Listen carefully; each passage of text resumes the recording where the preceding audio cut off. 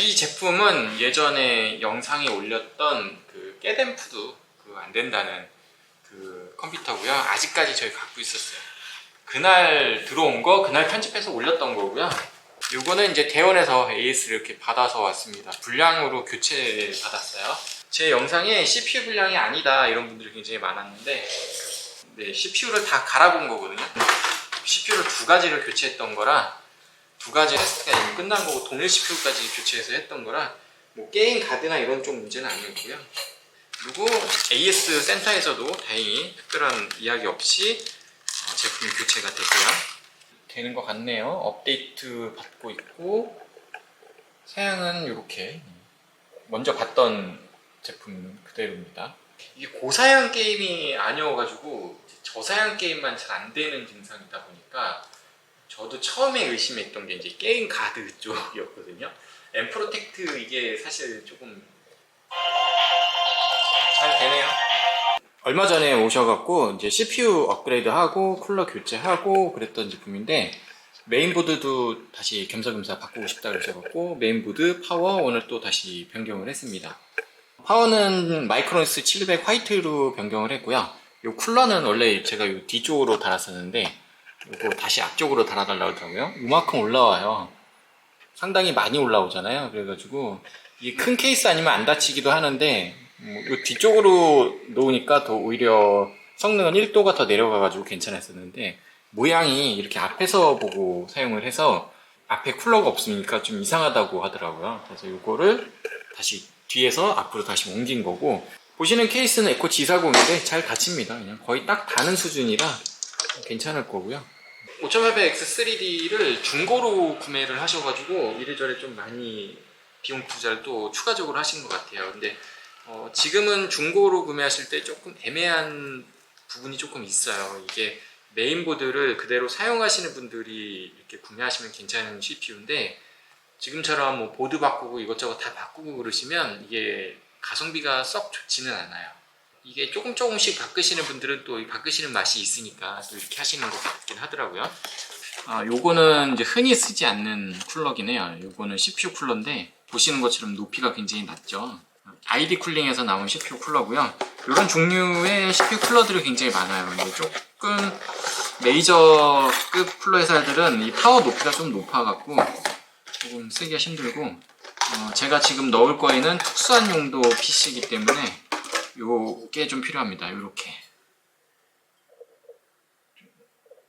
작죠? 이게 한 90mm 정도 되려나? 90mm 정도의 이제 히트 파이프 있고 이런 식으로 구성이 되어 있는 겁니다.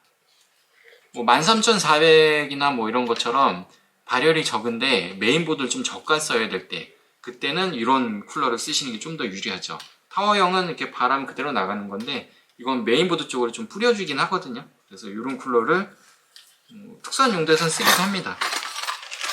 3만원대 정도 되는 쿨러라 보면 되고, 메인보드는 B650이고요 에이수스 제품이고 CPU는 7900입니다 이분이 가져온 케이스가 이런 식으로 되어 있는 케이스거든요. 이거 어디서 많이 보셨죠? 장비 같은 데부터 많이 쓰고 서버 렉 케이스라고 보통 하긴 하는데, 여기다가 꼭 넣어야지 된다고 그래서 이걸 했습니다. 이 높이가 굉장히 낮아요. 실제 들어있던 이 7900에는 레이스 프리즌 쿨러가 들어있거든요. 그것도 꽤 높아요. 90이 넘어가지고 높이 때문에 장착을 할 수가 없었어요. 그래서 여기다 넣어야 되고, 소음이나 이런 거는 별 큰 문제가 없는데 무조건 저 케이스에 놓여야지만 이제 그쪽에 가지고 들어갈 수 있다고 하더라고요.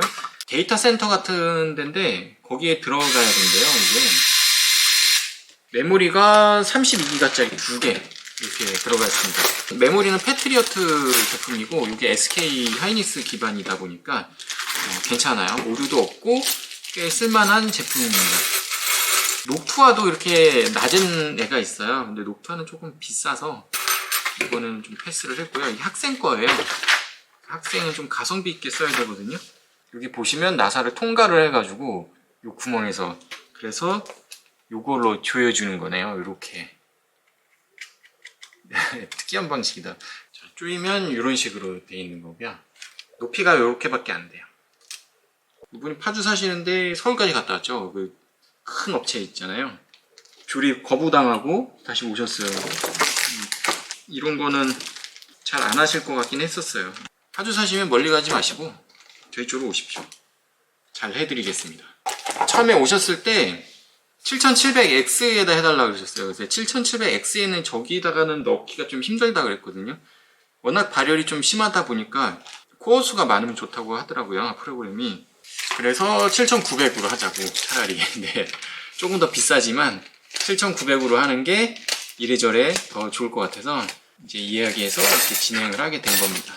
케이스만 가지고 오셨어요. 저 케이스에다 무조건 넣어야 된다고 하더라고요. 그래서 P31 1테라랑 500기가 그리고 6테라짜리 하드를 이렇게 넣을 거예요.